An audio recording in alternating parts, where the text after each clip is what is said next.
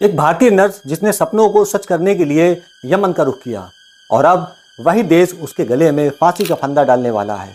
क्या उसे बचाया जा सकता है या फिर 16 जुलाई 2025 को उसका आखिरी दिन होगा?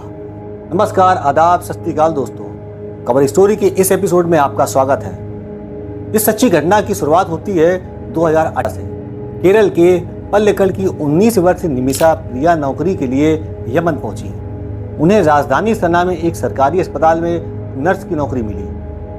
2011 में निमिषा शादी के लिए भारत लौटी और कोची के टॉमी थॉमस से शादी की। दोनों यमन चले गए, जहां टॉमी को इलेक्ट्रीशियन के असिस्टेंट की नौकरी मिली, लेकिन सैलरी कम थी। 2012 में निमिषा ने बेटी मिसाल को जन्म दिया।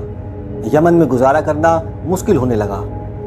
2014 टॉमी अपने बेटी मिसाल के साथ कोची लौट आए और ई रिक्शा चलाने लगे। निमिषा ने कम सैलरी वाली नौकरी छोड़ दी। यमन में क्लिनिक खोलने का फैसला किया। इसके लिए उन्हें यमनी कानून के अनुसार एक स्थानीय पार्टनर की जरूरत थी। इस दौरान उनकी मुलाकात तला अब्दो मेहंदी से हुई, जो कपड़े की दुकान चलाता था। जनवरी 2015 निमिषा बेटी मिसाल से मिलने भारत आई। मेहंदी उनके साथ भारत आया और निमिषा की शादी की तस्वीर चुराकर उसमें छेड़खानी की। उसने इस तस्वीर को आधार पर निमिषा का पति होने का दावा किया। 2015 निमिषा ने परिवार और दोस्तों से करीब 50 लाख रुपए जुटाकर यमन में क्लिनिक शुरू किया। उन्होंने पति और बेटी को यमन बुलाने के लिए कागजी कार्रवाई शुरू की, लेकिन मार्च में यमन में गृह युद्ध छिड़ गया। इसके कारण उनके परिवार वाले यमन नहीं आ पाए। 2015 अप्रैल और मई के महीने में भारत ने यमन से अपने नागरिकों को निकालने के लिए ऑपरेशन राहत शुरू किया, जिसमें 4600 भारतीय और करीब 1000 विदेशी नागरिकों को निकाला गया। निमिषा इस दौरान भारत नहीं लौट पाई। 2016 मेहंदी ने निमिषा के साथ शारीरिक उत्पीड़न शुरू किया और उनके क्लिनिक का मुनाफा हड़प लिया। निमिषा ने मेहंदी से अपना पासपोर्ट मांगा, जो उसने अपने पास रख लिया था। निमिषा ने पुलिस में शिकायत दर्ज की, लेकिन मेहंदी ने एडिट तस्वीर दिखाकर निमिषा का पति होने का दावा किया, जिसके कारण पुलिस ने निमिषा को 6 दिन के लिए हिरासत में लिया। जुलाई 2017 पासपोर्ट वापस लेने के लिए निमिषा ने मेहंदी को बेहोशी का इंजेक्शन दिया, लेकिन इसका असर नहीं हुआ। इसके बाद उन्होंने ड्रग्स का ओवरडोज दिया, जिससे मेहंदी की मौत हो गई।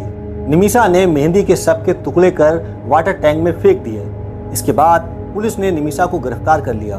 2017 निमिषा को यमन की सुप्रीम जुडिशियल काउंसिल ने मेहंदी की हत्या के आरोप में मौत की सजा सुनाई गई।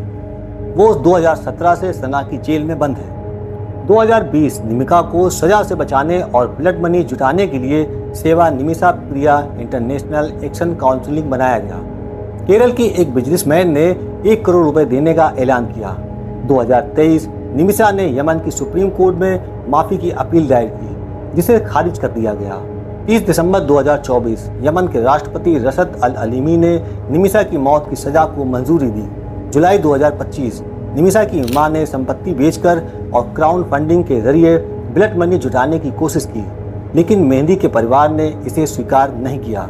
भारत सरकार इस मामले पर नजर रखे हुए है।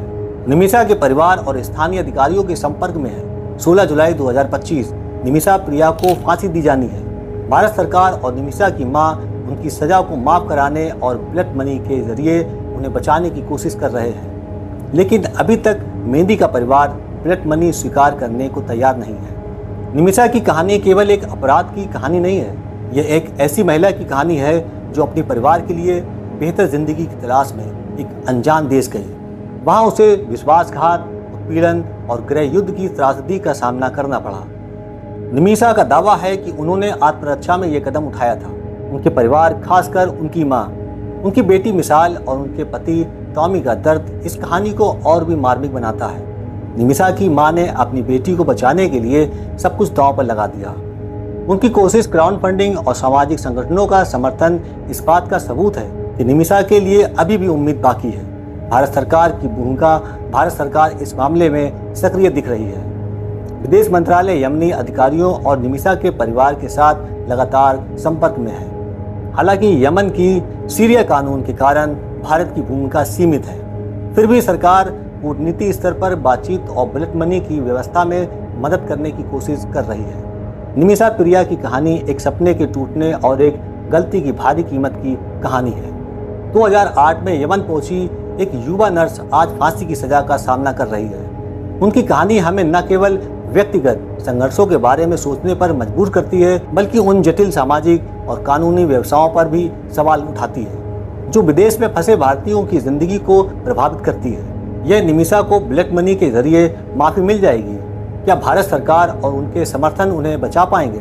16 जुलाई 2025 की तारीख नजदीक आ रही है और समय तेजी से बीत रहा है। निमिषा की कहानी हमें यह सिखाती है कि सपने और हताशा के बीच एक रास्ता कभी कभी बहुत खतरनाक मोड़ ले सकता है। दोस्तों, इस पूरे घटनाक्रम को सुनाने का उद्देश्य किसी को परेशान करना या किसी का दिल दुखाना नहीं, बल्कि आपको जागरूक करना और आपको होशियार रखना है।